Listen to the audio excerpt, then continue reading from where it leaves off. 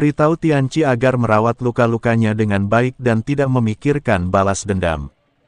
Kata Master Pavilion dengan ringan. Tapi, dengan kepribadian Tianqi, aku takut. Penatua Tong berada dalam sedikit dilema. Tianqi memiliki kepribadian yang sangat sombong.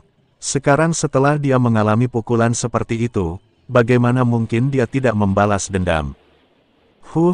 Kalau dia tidak mau mendengarkan, maka gelar jeniusnya akan dicabut. Dia bukan satu-satunya jenius di pavilion Tianyuan kita. Sang Master Pavilion mendengus dingin. Saya mengerti. Tetua Tong mengangguk berulang kali. Istana Sura, wanita berjubah putih itu duduk tegak dalam kehampaan, dan di sekelilingnya, aura mengerikan terus menyebar. Kekosongan di sekitarnya, di bawah goncangan aura ini, benar-benar mulai menjadi ilusi. Setelah waktu yang tidak diketahui, wanita berjubah putih itu perlahan membuka matanya.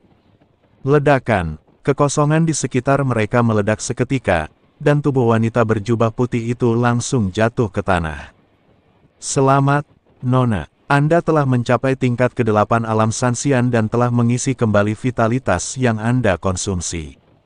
Seorang lelaki tua melangkah maju dan mengucapkan selamat kepada wanita berjubah putih. Wanita berjubah putih itu menarik napas dalam-dalam, matanya berbinar karena kegembiraan. Dia telah terjebak di level ke-7 alam abadi yang tersebar selama bertahun-tahun. Dengan kekuatannya, dia bisa dengan mudah mencapai level ke-3. Akan tetapi, agar dapat menerobos ke tingkat ke-7 alam abadi longgar, dia telah tinggal di Istana Sura. Tetapi setelah bertahun-tahun, tidak ada terobosan. Namun, selama perjalanan ke reruntuhan itu, lelaki tua misterius itu secara langsung membuat kerajaannya melambung tinggi, yang membuatnya sangat bahagia. Namun setelah mengetahui bahwa lelaki tua misterius itu seorang pembohong, wanita berpakaian putih itu menjadi sedikit panik. Jika tidak ada vitalitas, apa gunanya memiliki alam yang tinggi? Jadi setelah kembali, wanita berpakaian putih itu hanya bisa mengandalkan sumber daya di Istana Sura. Untuk memulihkan vitalitasnya, sementara tingkat kultivasinya yang meroket menurun drastis. Jelaslah bahwa lelaki tua misterius itu menggunakan semacam sihir kuno untuk meningkatkan kultivasi mereka hanya sementara. Setelah bekerja keras, wanita berjubah putih itu mendapatkan kembali vitalitasnya, dan akhirnya mencapai tingkat ke-8 alam Sanxian. Kali ini, setelah melihat Tianqi yang mengagumkan, dia tidak perlu takut lagi. Tetua ketiga, saya ingat Anda baru saja mengatakan bahwa Chen Ping juga telah datang ke surga kedua. Wanita berjubah putih bertanya pada lelaki tua itu. Ya, Chen Ping mengikuti Mo Qingyun dan menuju ke keluarga Mo. Seharusnya pavilion Tianyuan memberi tekanan pada keluarga Mo. Keluarga Mo tidak punya pilihan selain memanggil kembali Mo Qingyun, tetapi Chen Ping pergi bersamanya. Haruskah kita hentikan Chen Ping? Lagi pula, dia punya 2 peti mati dari reruntuhan, dan kita tidak tahu harta apa yang ada di dalam peti mati itu. Kata orang tua itu, wanita berjubah putih itu tidak mengatakan apa-apa, matanya sedikit terpaku. Pasti ada harta karun di peti mati di reruntuhan ini, dan wanita berpakaian putih itu juga sangat tergoda. Tetapi ketika dia memikirkan kekuatan Chen Ping dan 2 patung prajurit, wanita berjubah putih itu menjadi sedikit takut. Tetua ketiga juga melihat bahwa wanita berjubah putih itu sedang dalam dilema, jadi dia berkata, Nona, bagaimana kalau mengirim seseorang untuk menyelidiki latar belakang Chen Ping terlebih dahulu? Tidak perlu, kita tunggu saja. Wanita berjubah putih itu menggelengkan kepalanya. Tetua ketiga mengerutkan kening dan berkata, Nona, jika Chen Ping pergi ke keluarga Mo, dia pasti akan ditemukan oleh orang-orang pavilion Tianyuan, dan pavilion Tianyuan tidak akan membiarkannya pergi. Jika memang begitu, kemungkinan besar kedua peti mati ini telah jatuh ke tangan pavilion Tianyuan. Wanita berjubah putih itu terdiam, seolah menimbang untung ruginya. Nona, jangan pikirkan itu lagi.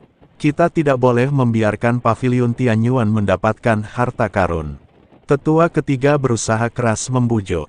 Wanita berjubah putih itu tiba-tiba bertanya, "Tetua ketiga, pernahkah kamu berpikir mengapa Chen Ping berani pergi ke sekolah Mohis? Apakah dia tidak tahu hubungan antara sekolah Mohis dan paviliun Tianyuan? Alasan mengapa dia berani pergi ke keluarga Mo adalah karena dia sama sekali tidak menganggap serius paviliun Tianyuan. Mengapa dia tidak menganggap serius paviliun Tianyuan?" Rentetan pertanyaan dari wanita berjubah putih itu membuat tetua ketiga tercengang. Dia tentu saja tidak memikirkan hal itu. Sekarang setelah mendengar apa yang dikatakan wanita berjubah putih itu, tetua ketiga tampaknya memahami sesuatu. "Nona, maksudmu Chen Ping punya seseorang yang mendukungnya, jadi dia tidak takut dengan paviliun Tianyuan?" Tetua ketiga bertanya. Seorang kultivator tingkat pertama di alam Sanxian berhasil memasuki reruntuhan surga kedua dan bahkan melukai Tianqi. Bahkan lelaki tua misterius itu pun diketahui sebagai pembohong oleh Chen Ping. Dengan semua tindakannya ini, tidakkah kau pikir Chen Ping tidak sederhana? Jika kita gegabah memprovokasi dan menyinggung orang yang tidak seharusnya kita singgung, istana Shuro kita akan berada di ambang kehancuran. Wanita berjubah putih itu berkata dengan khawatir. Setelah mendengar ini, tetua ketiga mengerutkan kening dan berkata, "Di surga kedua ini, selain istana Surakita, siapa yang tidak takut dengan paviliun Tianyuan?" Bahkan 8 Ola Kuil tidak berani memprovokasi paviliun Tianyuan. Siapa yang akan mendukung Chen Ping ini? Selalu ada orang yang lebih baik darimu. Jangankan seluruh surga, surga kedua ini pun cukup luas. Mungkin ada beberapa kekuatan yang tidak kita ketahui, kata wanita berjubah putih itu. Tetua ketiga terdiam, sesaat tidak tahu harus berkata apa.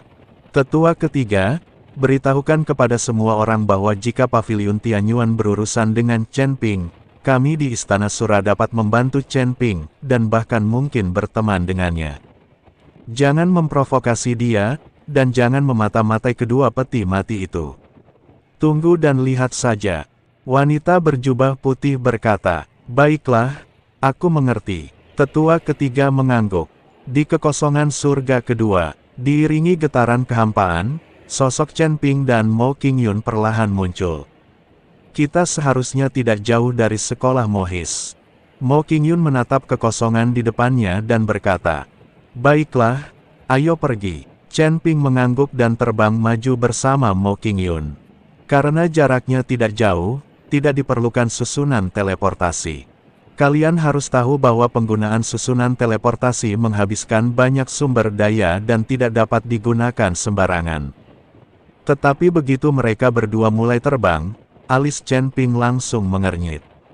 "Ada apa?" tanya Mo Qingyun. Chen Ping tidak mengatakan apa-apa, tetapi perlahan mengulurkan tangannya dan melambaikannya ke arah kekosongan di depannya.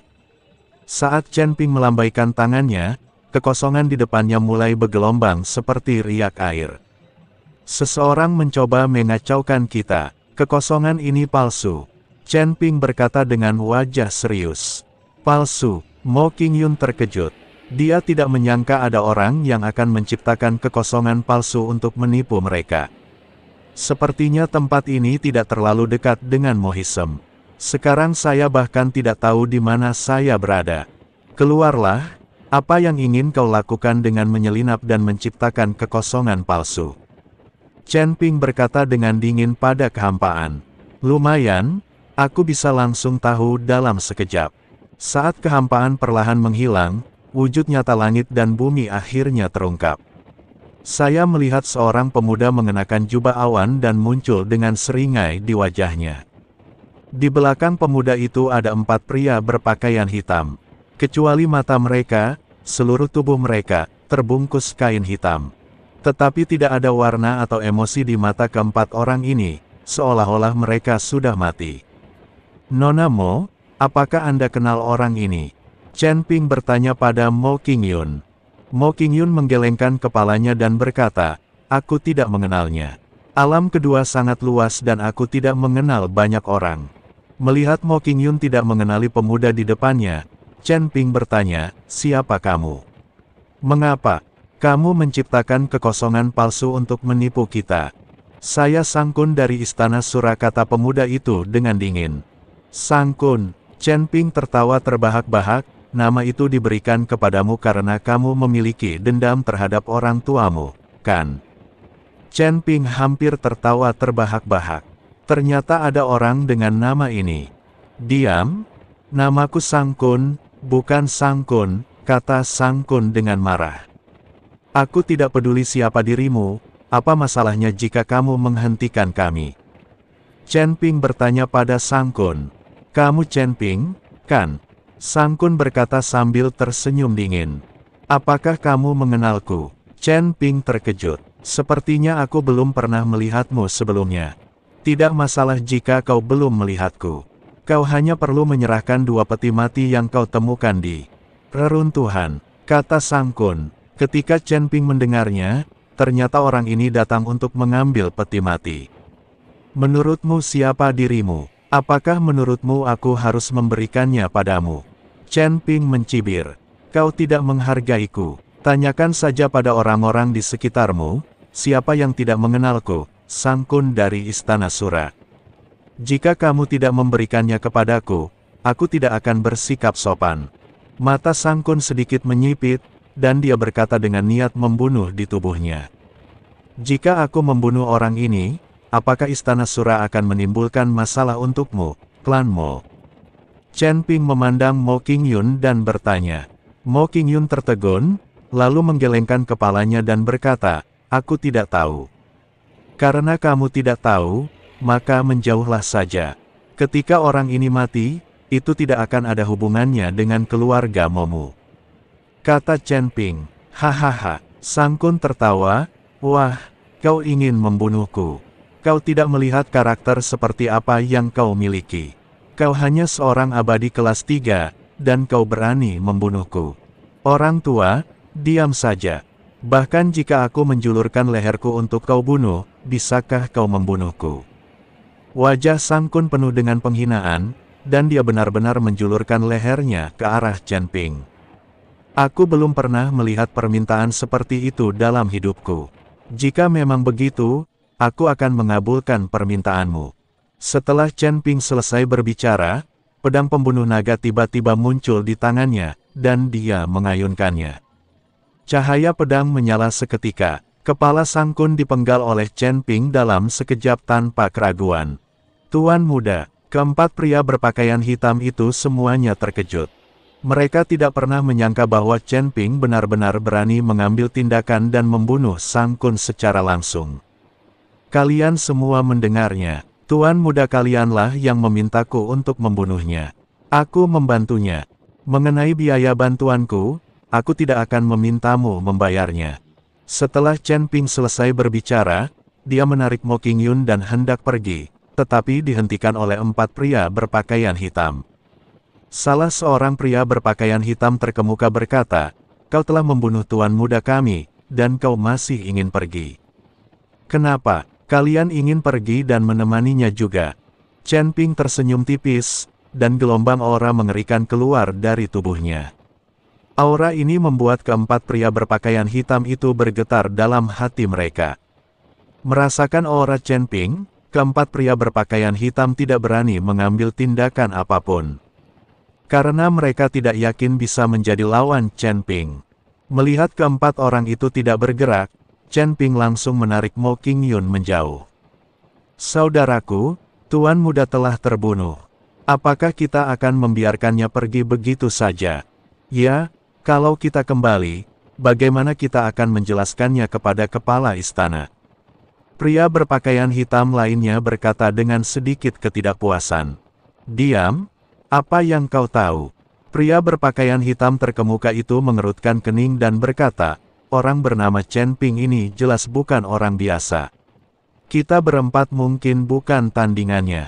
Kami berempat bersaudara tidak mendapatkan banyak sumber daya di Istana Shuro dalam setahun, jadi untuk apa repot-repot mempertaruhkan nyawa kami? Ayo kita kembali dan laporkan saja pada Nona Muda. Masalah ini tidak ada hubungannya dengan kita lagi. Ingatlah mulai sekarang, jika ada yang salah, laporkan saja. Jika sudah dilaporkan, itu tidak ada hubungannya dengan kita. Setelah berkata demikian, sang tokoh utama berpakaian hitam perlahan menghilang. Pada saat ini, Chen Ping membawa Mo Qingyun dan bergegas menuju keluarga Mo.